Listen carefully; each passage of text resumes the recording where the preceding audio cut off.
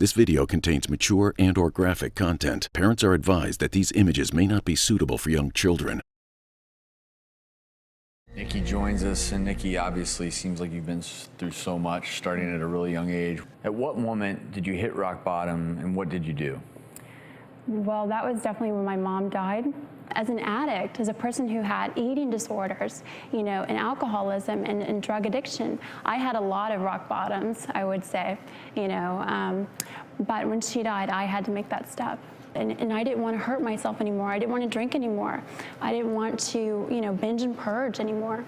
When we know that, and it's such a commendable thing, we know that eating disorders and addictions to drugs or alcohol can go hand in hand. And I'm curious because obviously you didn't have this wonderful mentor in your life. So how did you sit there 4 years ago and say, okay, I'm not going to live like this anymore. I'm going to take a different path?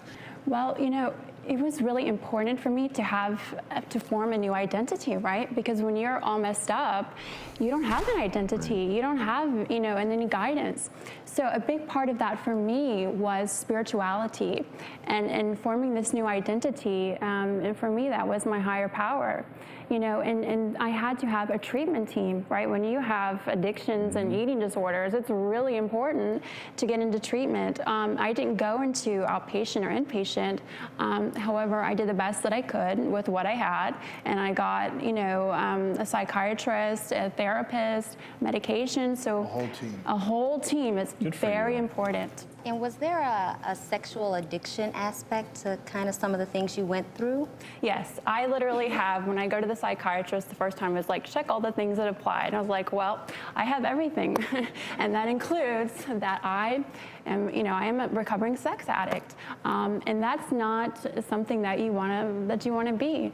Because what that meant was, I was either completely turned off and I couldn't feel anything, or I was completely out of control, and when I was completely out of control, I wasn't happy. I was trying to fill a void inside, You were, in your mind, probably thinking you were going to enhance your career. Always. And that was a big motivation for sex, and then you came to the realization that's the wrong reason to be in a relationship. You live in a dream world as a model. You're constantly thinking, what's the next job? What's the next big thing, And you're always trying to achieve and obtain something. So you're kind of always a workaholic too. It's very easy to become, a workaholic, or a sex addict, because you're not living in reality. Your job is not really based in anything real. So you have definitely grown into a beautiful woman inside and out. Thank you. What would you tell your 16-year-old self, or what would you tell other young ladies who want to be exactly who you've grown to be? Thank you. I would tell everyone that, and it's boys too, that beauty is really based on the inside, and that your worth has nothing to do with fame or success or what you look like.